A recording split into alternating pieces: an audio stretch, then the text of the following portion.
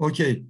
Our workshop title is why one should use Fuzzy AHP and when it is appropriate. And as you see, the presenters are me, Sezi, Çevik, Onar, Başar, Öztayşi, and Selçuk, Çebi. Yes, the other slide, please. First, we present the outline here. The first one is fuzzy sets and extensions. Then comparison of crisp fuzzy AHP methods, crisp and fuzzy AHP methods. And then literature review on fuzzy AHP. And finally, an arena for fuzzy AHP ANP studies, INFUS conferences. And then we will present the conclusions. You see the presenters and their email addresses. For further questions, you can use these email addresses. Okay, next. Here, my brief CV, you see. I am a professor at Istanbul Technical University in Industrial Engineering Department. And my research areas are engineering economics, quality control and management, statistical decision making, etc. Başar Öztayşi is again a professor at Istanbul Technical University in the Industrial Engineering Department.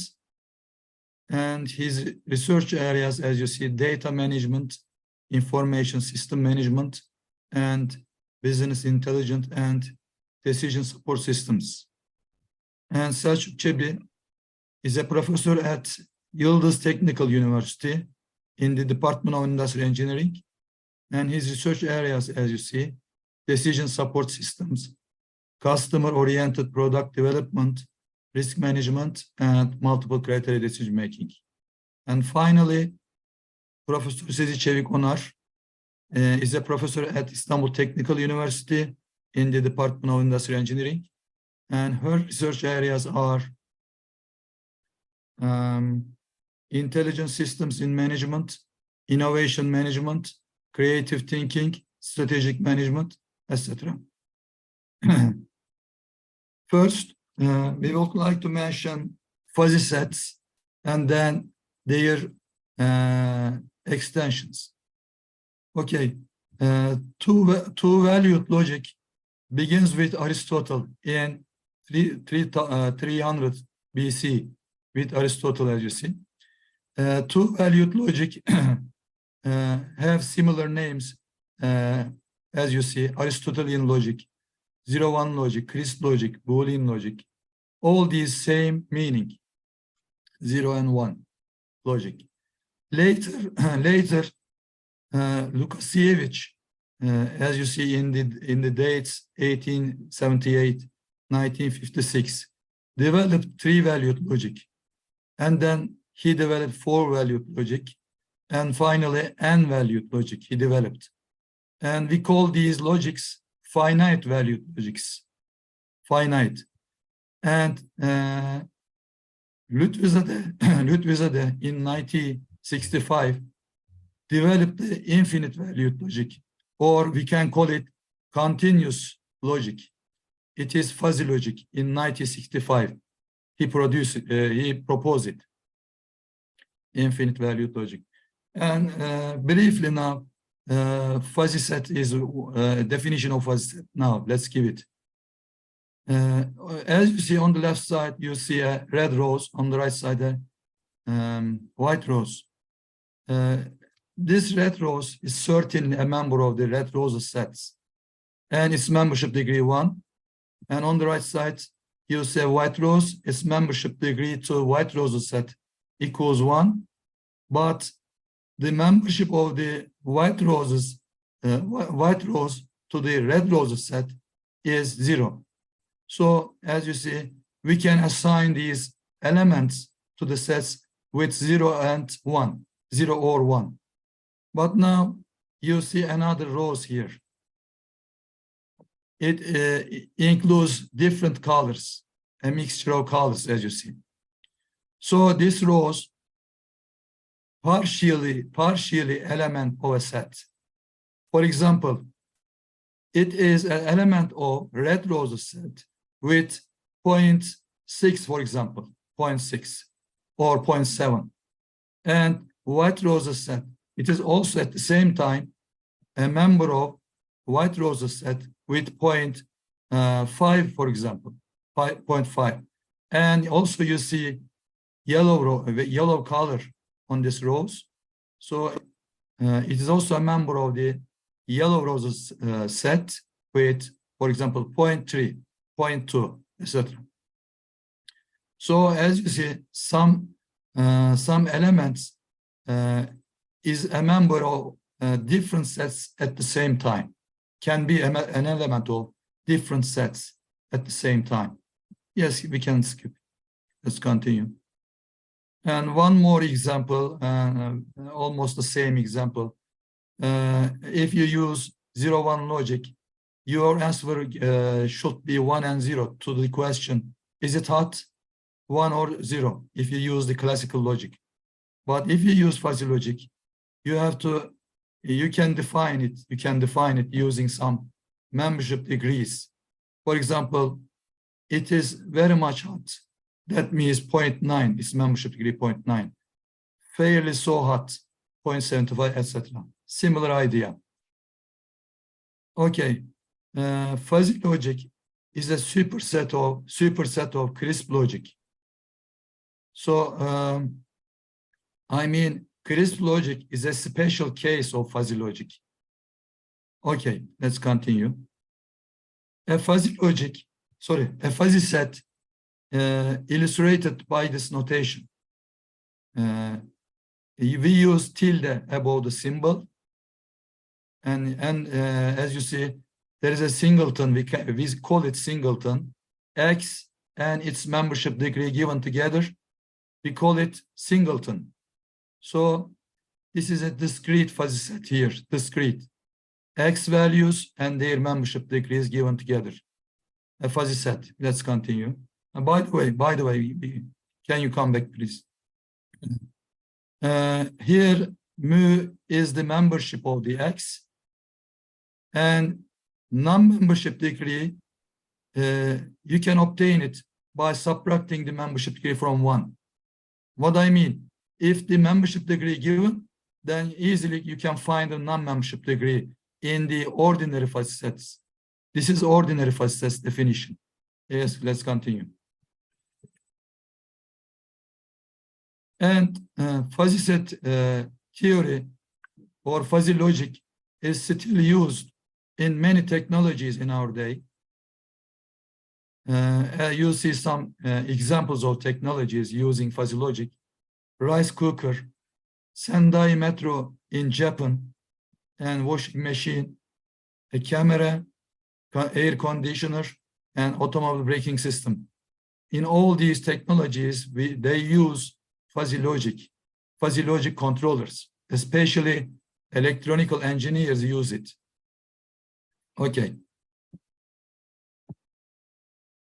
And now you see the extensions of the ordinary fuzzy sets with an historical order. The first developed fuzzy sets are called ordinary fuzzy sets in 1965.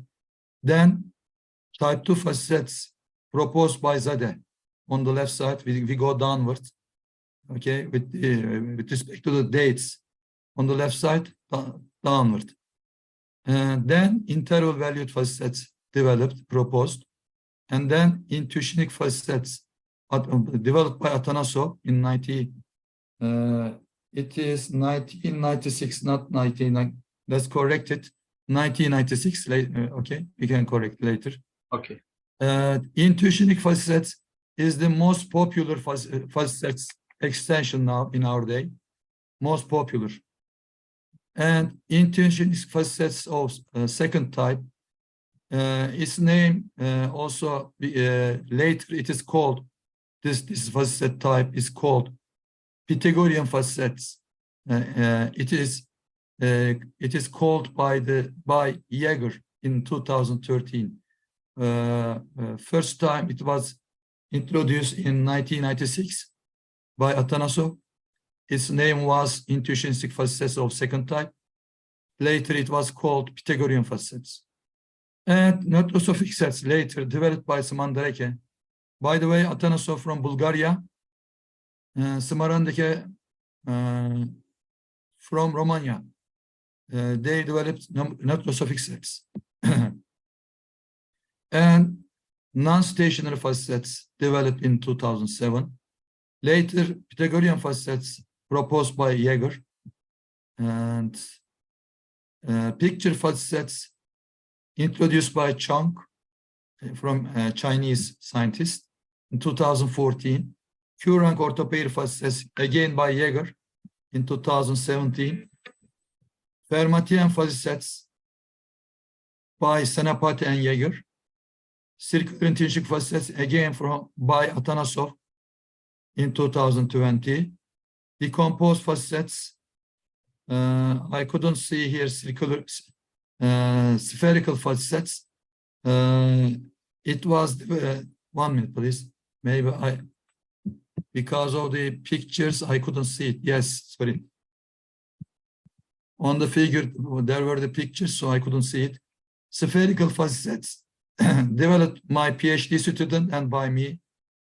And Firmative fuzzy sets, Senapati and Jaeger, and circular intrinsic fuzzy sets in 2020 by Atanasov. And finally, decomposed fuzzy sets introduced by Selçuk, Çebi, Fatma Gündoğdu, and me. Okay, let's continue. Now you see type 2 fuzzies on this page. Here, I would like to use 1 minute, please. I would like to use my pen here, if it is possible. 1 minute. Selçuk, can I use my pen? You request for remote control from me. You can use the annotation, Professor. Yes, I search it. I generally use it, but I cannot see it. Not why I cannot see it. 1 minute, please. I try to it, but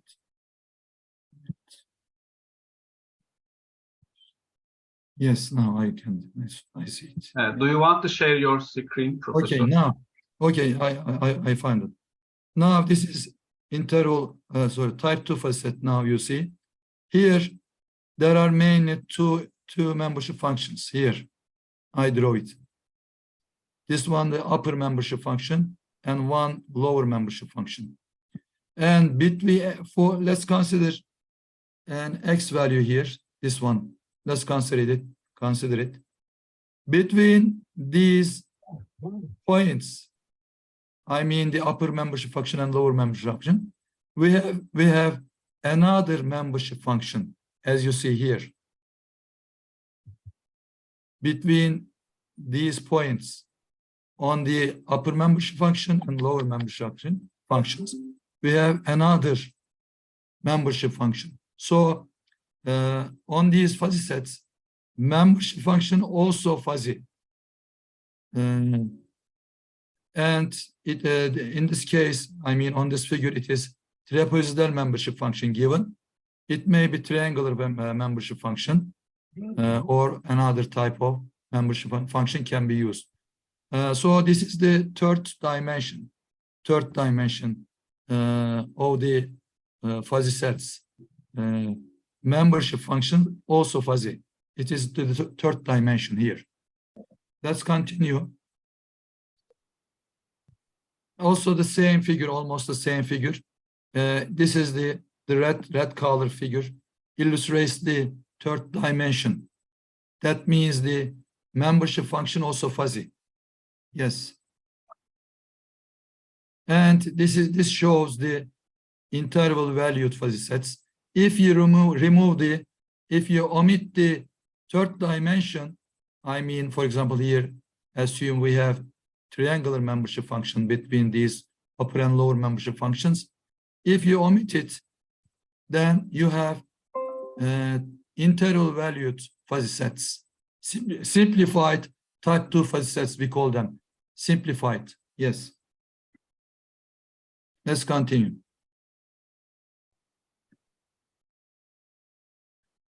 And this is interval valued fuzzy sets, you see, an upper membership function and a lower membership function.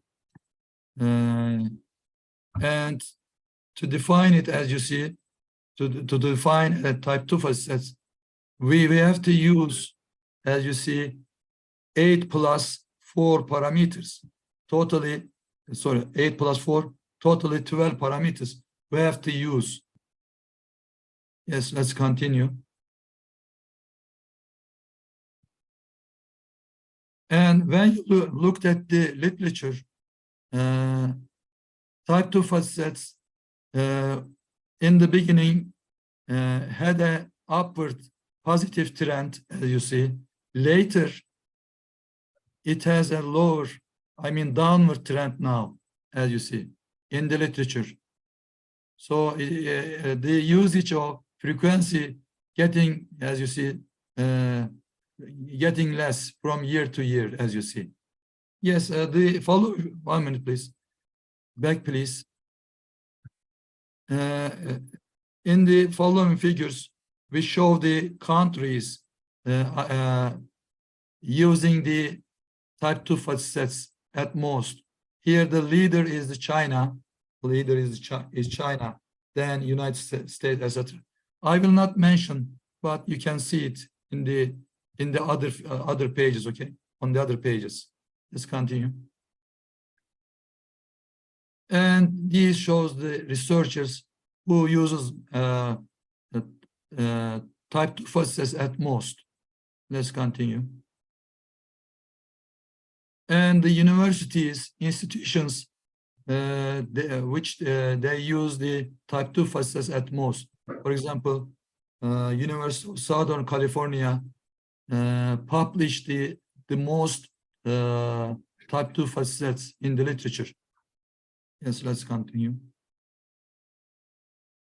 And interval valued fuzzy sets, as you see in the literature, in the beginning it had an upward trend, positive trend, then now anymore a negative trend downward, as you see, downward trend.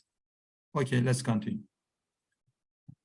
And the researchers you see from Spain, very famous researcher from Spain, use interval fuzzy sets often. Yes, let's continue. And the universities using interval valued fuzzy sets at most. The leader is, I think, Spain and Belgium and the others. Let's continue. Intuitionist fuzzy sets. These sets are the most popular now in all over the world. Most popular sets. So if you want to use an extension of fuzzy sets, we suggest these fuzzy sets, intuitionist fuzzy sets. In these sets, 1 minute back, please. In these sets, membership degree and non-membership degree should be defined separately. Remember the ordinary fuzzy sets. You only define the membership degree, then you obtain the non-membership degree by subtracting it from 1 minus mu. But now in intuitionist fuzzy sets, mu and v, or mu and nu, let's say nu, these parameters separately should be defined by the expert. Okay, you cannot obtain the non-membership degree from the membership. They are separately defined. And the constraints, while you're assigning these values, the constraint, there's some, maybe at most 1, as you see. Equals 1 or less than 1, as you see. Okay, let's continue. And on this figure, we show the membership degree non-membership degree, and the hesitancy degree. By the way, P shows the hesitancy degree. That means when you subtract the membership degree and non-membership degree from 1, the remaining value is called hesitancy. That means the indeterminacy of the decision maker. Hesitancy, yes. And here we give an operation, addition operation, just an example. Addition operation and multiplication operation, you see. Please be back, please. And for example, fuzzy set A, this is an intuition fuzzy set. That means the membership degree, and the other is non-membership degree. And fuzzy set P here. When you sum them, you apply this rule. Sum the membership degree and subtract their multiplication, as you see.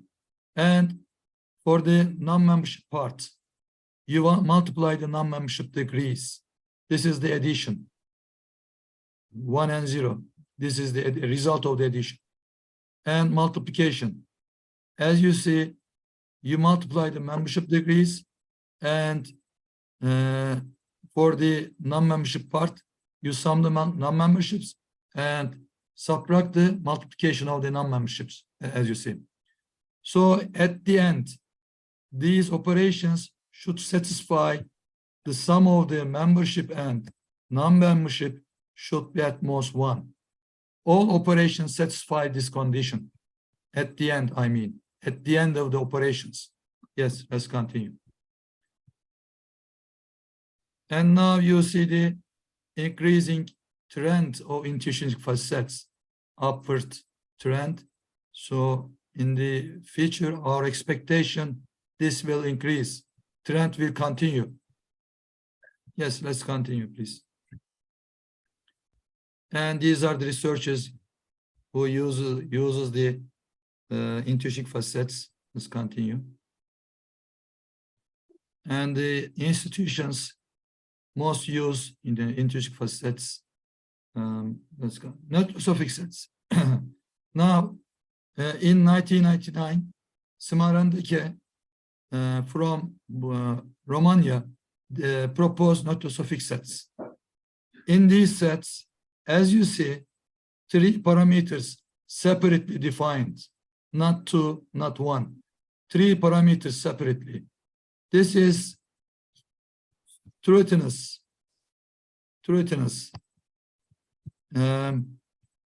It corresponds to membership degree,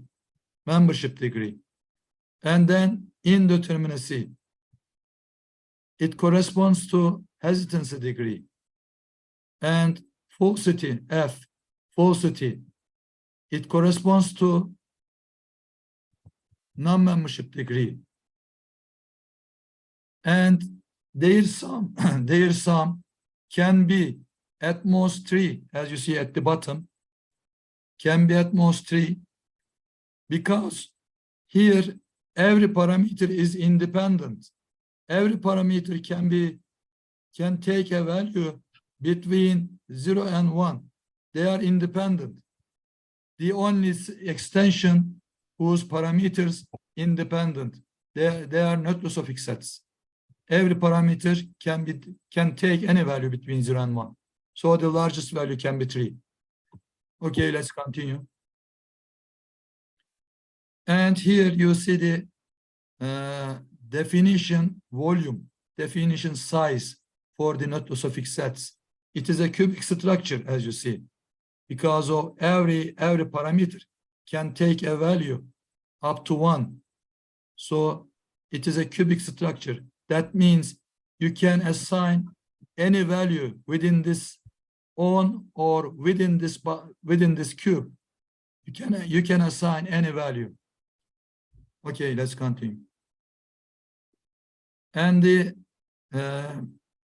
graph of the not suffix sets, as you see, there is an increasing trend here, but after 2020, there is a downward trend started for not suffix sets. as you see. Okay, let's continue. And the researchers you see using not to suffixes, and the institutions using not to suffixes. In 2010, Torra from Spain, which is Torra, introduced hesitant fuzzy sets, which means an x value can take more than one membership degree. What I mean, x value, for example, you can assign 0.8 for its membership degree. Or you can assign another membership degree, 0.7. So it is called sorry, it is called hesitant fuzzy sets. You are not sure about the membership degree, so you can use more than one membership degree. Yes, this is hesitant fuzzy sets. Let's continue. And the operations, let's skip it. By the way, up to now we mentioned we mentioned intuitionistic fuzzy sets, hesitant fuzzy sets, not suffix sets, etc. In each of them, we can use triangular fuzzy sets, trapezoidal fuzzy sets, and Gaussian fuzzy sets. We can use, I mean, triangular fuzzy intuitionistic fuzzy sets, trapezoidal fuzzy intuitionistic fuzzy sets. We can use any of them in any extension. So here, triangular fuzzy sets mentioned here, but this is valid for the other extensions. Okay, let's continue. Continue, please. This is an example. And aggregation operators. To aggregate the fuzzy sets, generally aggregation operator used. So very popular in the literature, aggregation operators. You see aggregation operator here for the hesitant fuzzy sets, triangular hesitant fuzzy sets. I mean, there are different triangular hesitant fuzzy sets, and you aggregate them. You obtain just one hesitant fuzzy sets by aggregating them. Yes. Let's continue. And you see the graph of hesitant fuzzy sets.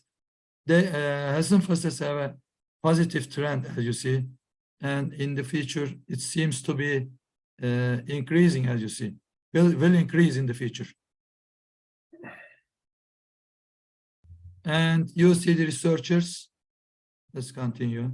And the institutions most use hesitant fuzzy sets, and Pythagorean fuzzy sets proposed by Atanasov in 1989, then Jaeger in 2013. And this is the extension of intuitionistic fuzzy sets. How they develop it, how they extend it, very simple, as you see. You will take the second power of the membership degree and second power of the non-membership degree. Their sum will be at most 1. Remember, it was in the intuitionistic fuzzy set, it was mu and v, but now you will assign the mu and v, but their squared sum may be at most 1. This is the difference. In the intuitionistic fuzzy set, it was mu plus v at most 1. Remember. Now in the Pythagorean fuzzy sets, mu to the power 2 plus v to the power 2 equals or less than 1. This is the constraint. This is the only difference. So this provides what? Let's see on the other page, please. let's see the figure then, and let's go back, please. Go ahead, please. We do not have figure here. Okay, I will draw it. 1 minute, I will draw it. Here, this is the. Okay, now you found it. Okay. Now this one, intrinsic facets definition area. I mean, this area is the intrinsic facets definition area. What I mean, mu and v can be assigned on this area. Any point you can select to assign, because as you see, the maximum value for the membership degree 1, and for the non-membership degree again 1. So this straight line shows the constraint, I mean, borderline for the intrinsic facets. Now you see the Pythagorean facets. It's curve. This one is the curve of the Pythagorean facets, and you can assign any value on this curve or within this curve, any value. So you understand, I think Pythagorean facets provide a larger definition area for the Pythagorean facets. You can assign values from this area additionally. Okay, let's continue. And Pythagorean facets has a positive trend, as you see. Let's continue. And the researchers and the institutions, as you see. This shows the Firmative facets. Firmative facets developed by Chong. Sorry, not Chong. Senapati and Yeager in 2019. As you see, it is the summation of third powers of the membership degree and the non-membership degree. So after Pythagorean facets, Senapati and Yeager developed third powers, Fermatian facets. So the area now became larger, as you see. So they are not substantially different, substantially different, as you see. The only difference, they provide larger areas. Okay, let's continue. And you see the operations in Fermatian facets. Let's continue. Here, the Fermatian facets have a positive trend, but the frequencies is very low, as you see. Not many, as you see, few. Let's continue. Q-rank orthopair facets now. Here is the ultimate definition of the Pythagorean facets, as you see. I mean, you remember the Pythagorean facets, membership degree to the power 2 and non-membership degree, it is represented by F here, falsity, to the power 2, at most 1. This was in intrinsic facet, you remember. But now, this is the ultimate extension. They define it by cube power. That is the only difference. From second power now to the cubed power. So it is not substantially different from the Pythagorean facets, Fermatian facets, almost same. Let's continue.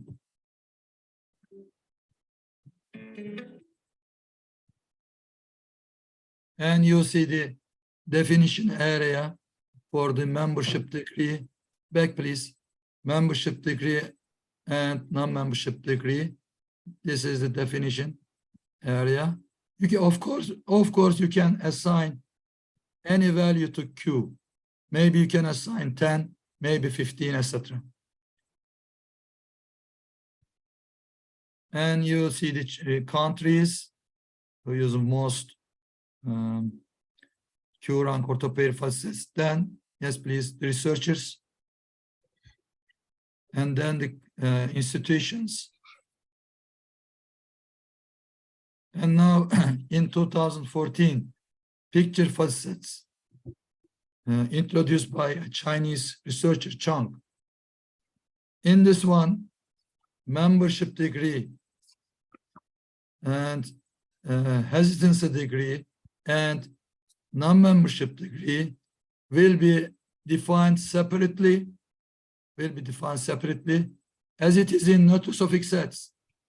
As it is in not to suffix sets, separately you will define 3 parameters, but their sum at most 1, not 3. It was 3 in not to suffix sets, you remember? Now their sum will be at most 1 in picture fuzzy sets. So in not to suffix sets, the parameters were independent, but now in picture fuzzy sets, they are not independent because the sum of the parameters should be equal to, at most equal to 1. Okay, let's continue. And the definition area of the picture fuzzy sets is a triangular prism, as you see.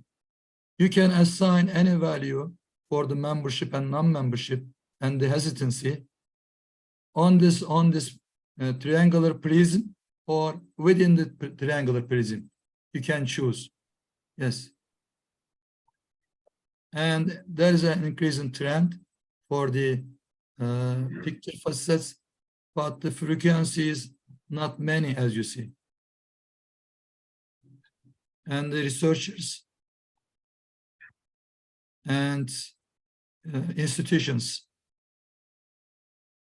Now, spherical facets. Spherical facets introduced by my student, Fatma Kutlu Gündoğdu, my PhD student. Now she is a lecturer in a different university.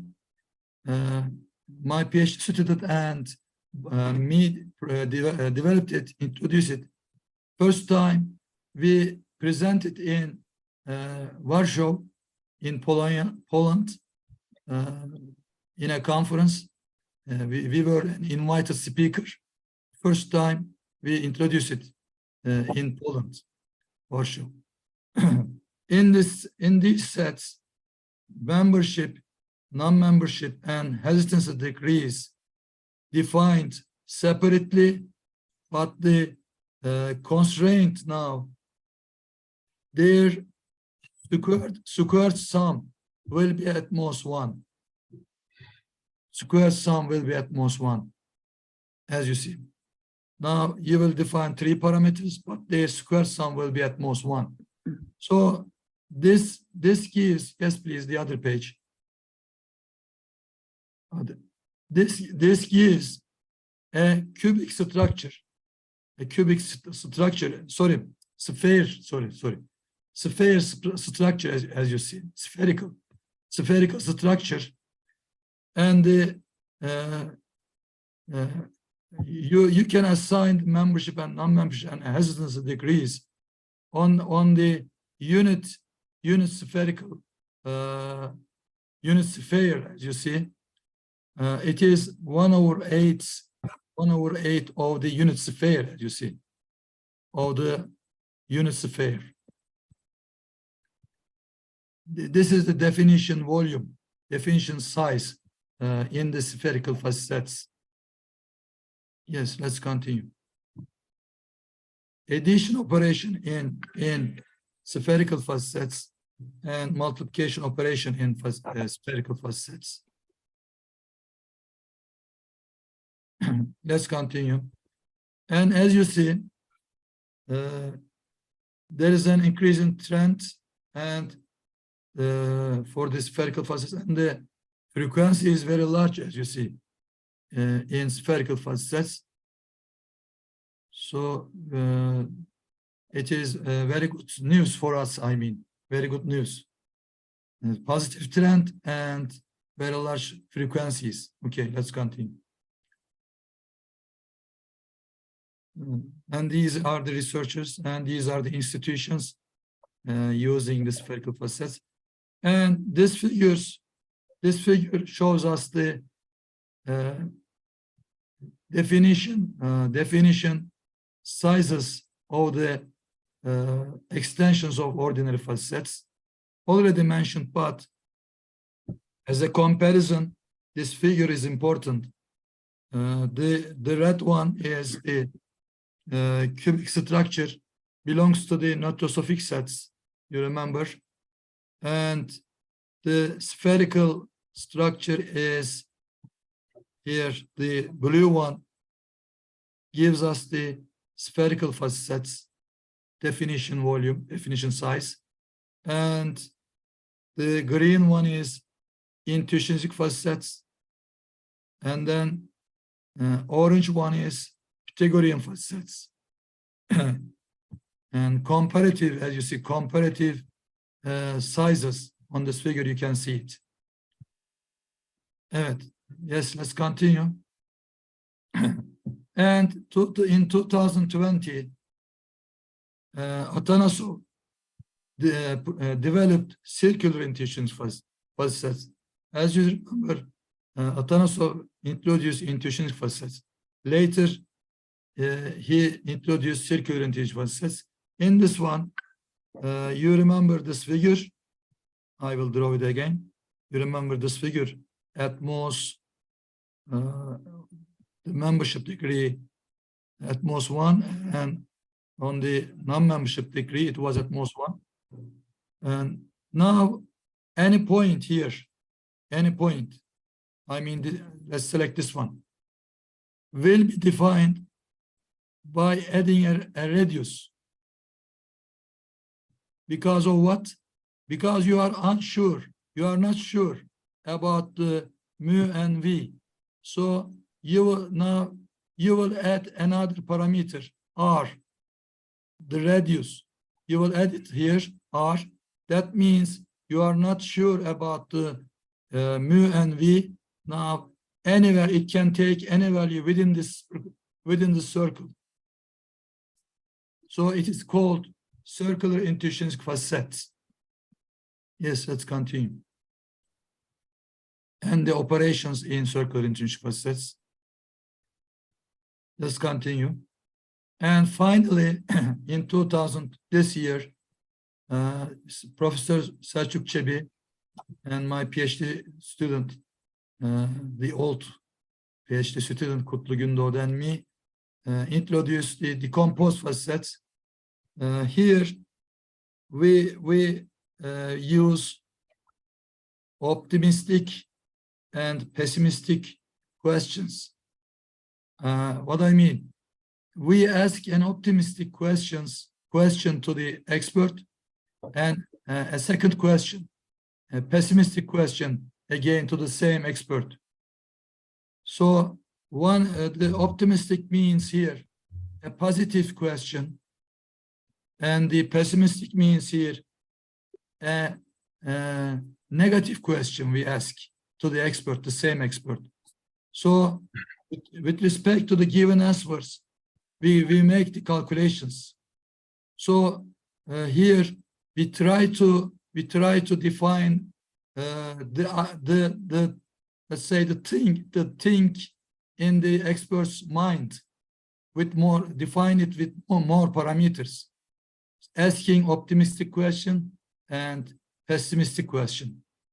And here mu and v in optimistic question, their sum may be at most 1, and in the negative question, pessimistic question, again the sum may be at most 1. And when you consider all these parameters, their sum at most 2. Their sum may be at most 2. Yes, let's continue. And there is an example here for the decomposed fuzzy sets. And here, our positive question here, degree of fullness. We ask the degree of fullness to the expert here. And then the answers, given answers here. Degree of fullness. The expert says its membership degree is 0.9 and non-membership degree 0.05. And now we ask the degree of emptiness for the same glass, degree of emptiness, and the answer of the same expert, membership for the degree of emptiness and the non-membership. Now, using these values, we apply the operations. If it were intuitionistic fuzzy sets, the expert would say only the membership and non-membership degrees. Yes, let's continue, please. Okay, now I will mention fuzzy extensions of AHP. Up to now, we did not mention the extensions of AHP. Now we will start it. Yes, please. Humans are unsuccessful in making quantitative predictions, whereas they are comparatively efficient in qualitative predictions. This is well known, and it is mentioned in almost in all fuzzy papers. This case, I mean, it is mentioned all fuzzy papers. Humans prefer making linguistic predictions, not numerical. For example, when you ask the degree, for example, temperature, they say they prefer about 20 degrees, for example, instead of saying it will be 20 degrees today, exactly 20 degrees today. Instead of it, they prefer it may be around 20 degrees or between 20 degrees and 22 degrees, I think, today. They prefer it. So when humans use linguistic terms in their predictions, estimations, then instead of classical crisp methods, fuzzy logic methods can be preferred, should be preferred. Yes, let's continue.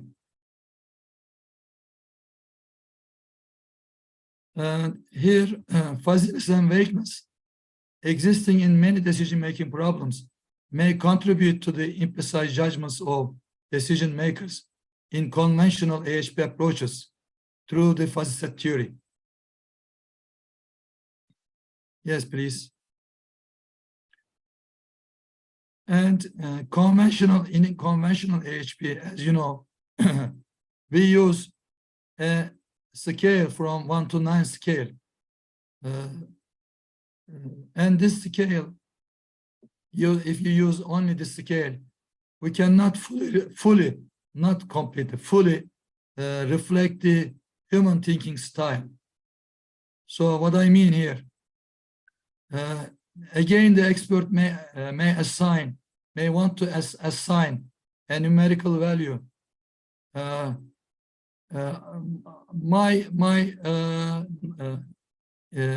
Value I will assign the value close to 7, for example, but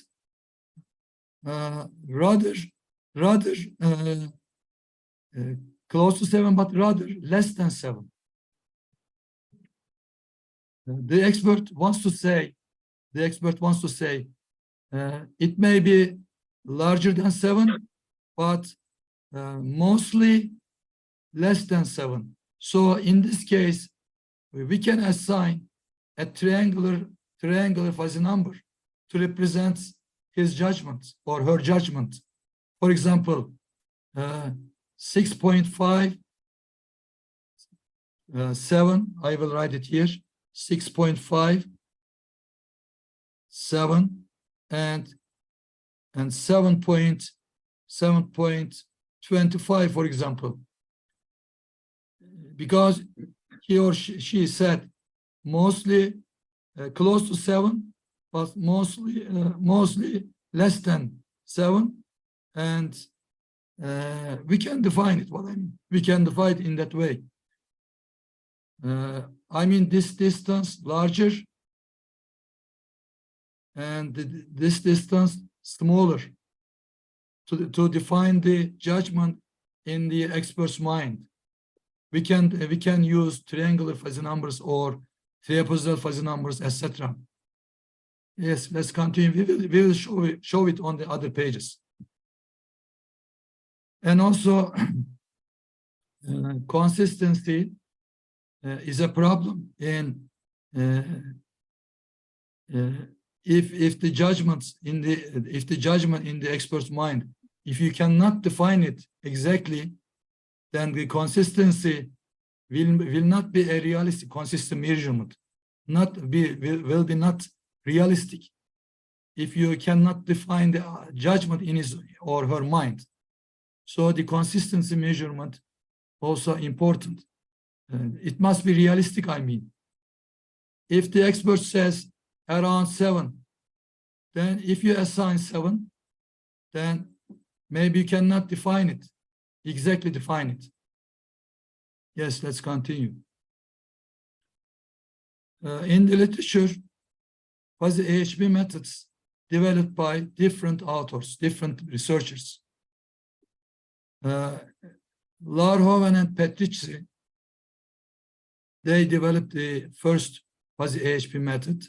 It was based on the logarithmic least squares method, but later many criticisms to this method were made, so it is not used anymore. And Lotman's logarithmic AHP method, and it is not also used anymore. And many researchers found some mistakes in these methods, so they are not used anymore. And Buckley's method now, Buckley's Fuzzy AHP, up to now, nobody found a mistake, an error in this method. So it is often used in many papers, Buckley's Fuzzy AHP method. And Chang's method. It is often used, but there are some papers criticize it. There are some papers, maybe few, but there are published papers criticize the Chang's method. So if you want to use a Fuzzy AHP method, you should prefer among these methods Buckley's Fuzzy AHP method. Yes, please. In the literature,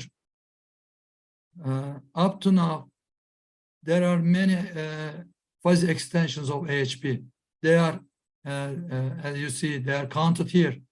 Hesitant fuzzy AHP, intrinsic fuzzy AHP, Pythagorean fuzzy AHP, spherical fuzzy AHP. All of these developed in the literature and published in the papers.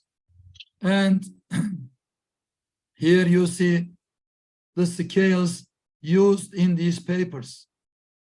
The first one is the classical scale, crisp scale of the AHP, from 1 to 9 scale, you see.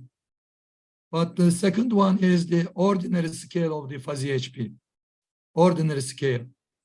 As you see here, the expert can assign around 5, for example, around 5. That means essentially or strongly important. Here its corresponding value is 357. That means he or she not sure in assigning the value. Okay, he doesn't prefer assigning 5. It may be less than 5, maybe larger than 5. Not sure. Around 5. So we can use here 357 triangular fuzzy number here. This is 3, the least possible value, the most possible value 5, and the largest possible value is 7. So the most possible value again 5, as it is in the crisp AHP, the most possible value. But the least and the largest possible values also used in the Fuzzy AHP method. Yes. Dr. Kahraman, are you going to leave some time for questions? It's almost 9 o'clock. Do we have any time to ask some questions? Sorry, Professor Kahraman. Because it was only 1 hour. O zaman, sorry. Okay. Now, Başar Öztayşi, Professor Başar Öztayşi and Professor Selçuk Çebi also have some pages to present. So, But we don't have time.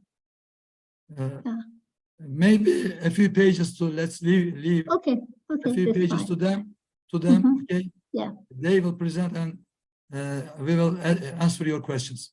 Okay, then please move to Başar, please.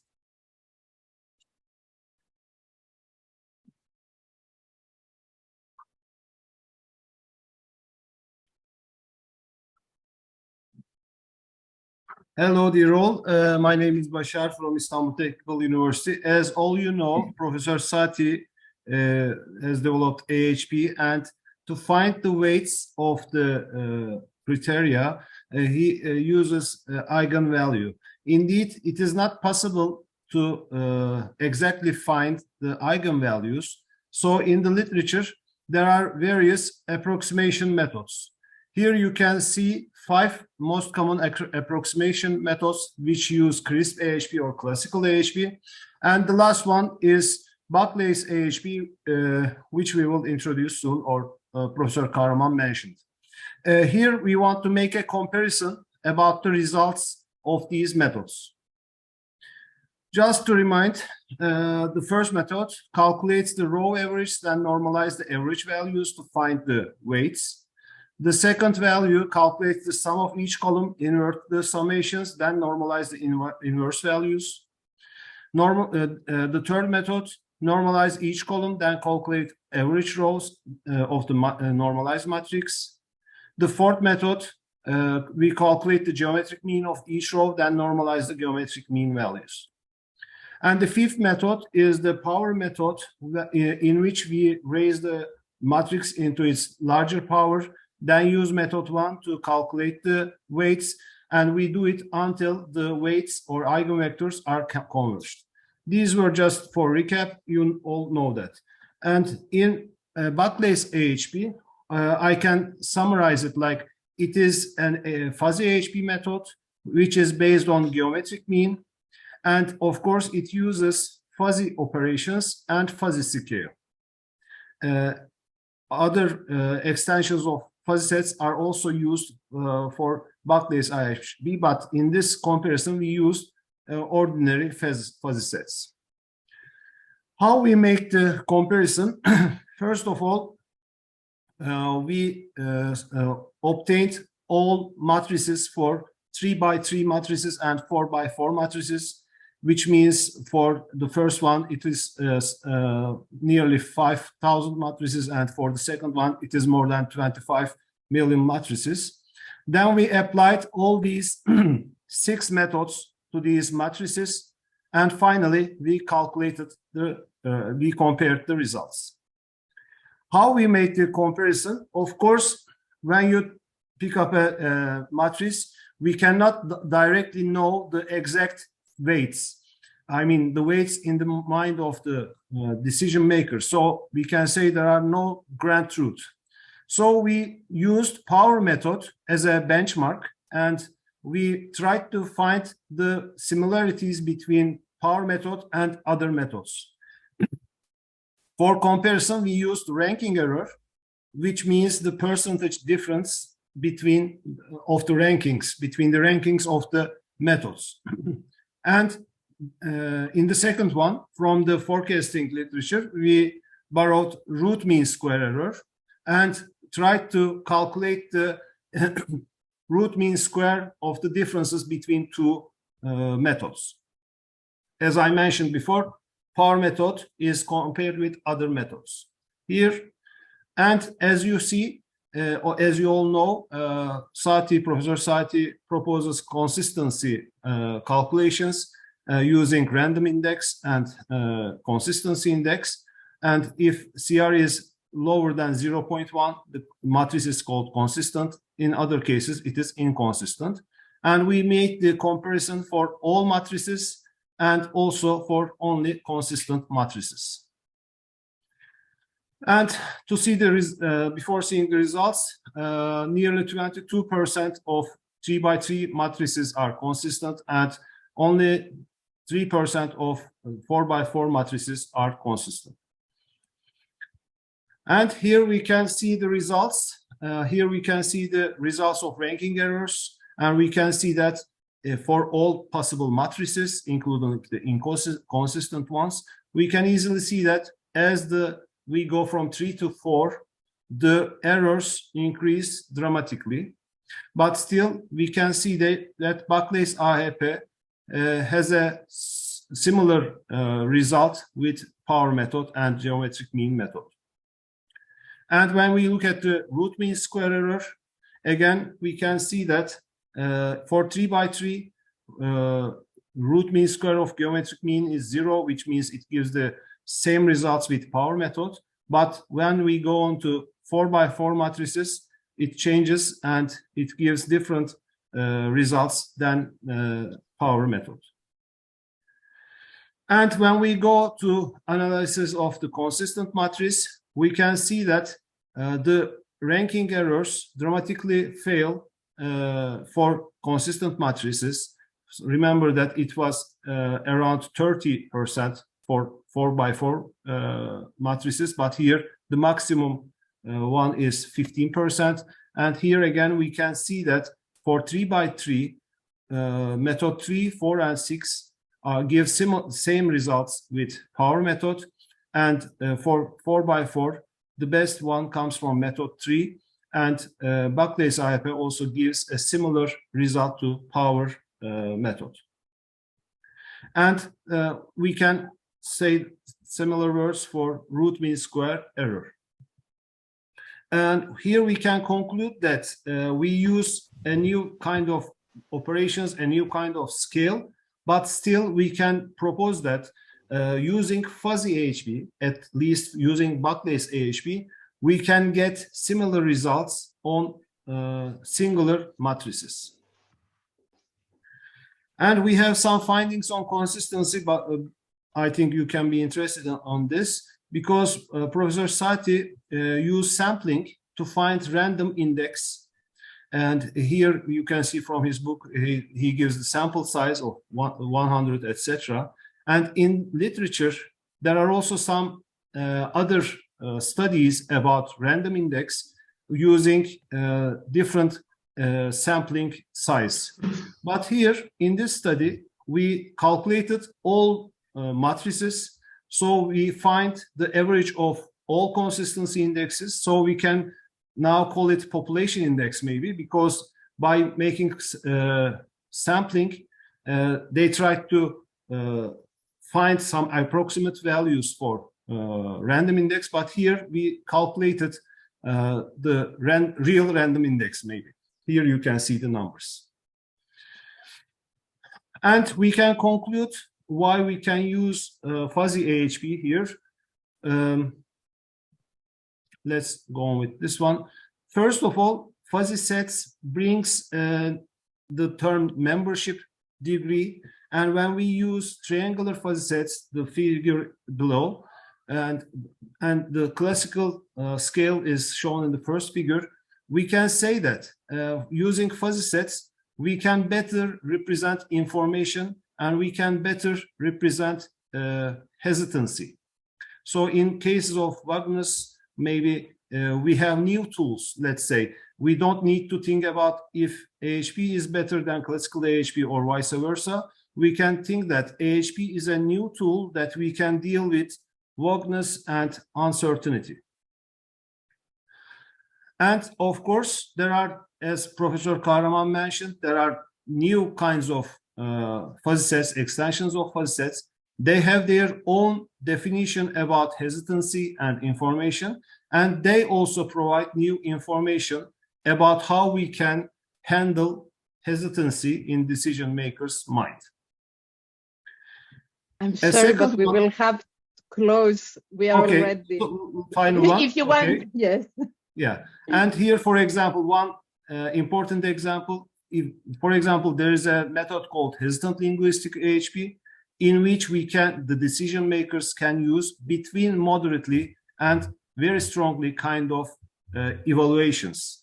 When we use fuzzy, we can convert these verbal terms into fuzzy sets and operate with them and find or calculate, make the calculations using the terms like between or at least.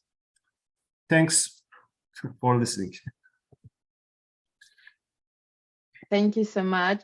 Since it's such an interesting topic, shall we try to fit in 2 questions if we have time?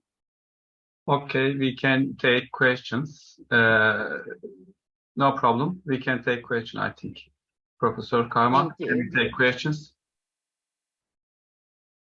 Any questions? I have one. Do we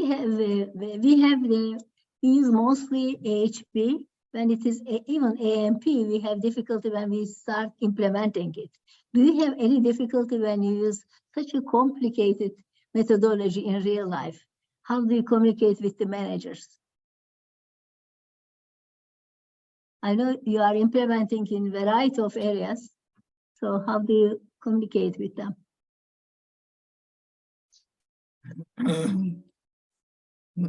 No, sorry.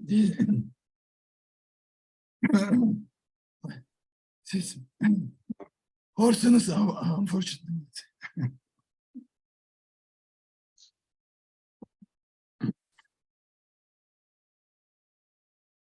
Başar, sen cevap verebilir misin? Başar. Okay.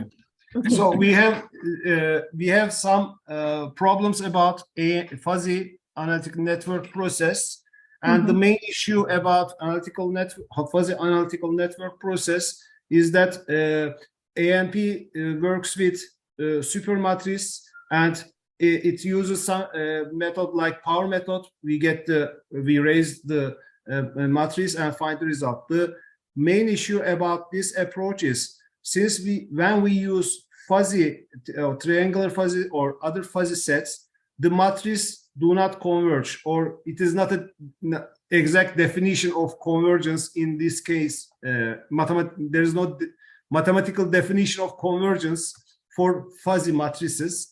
This is the main issue or main limitation for using fuzzy ANP.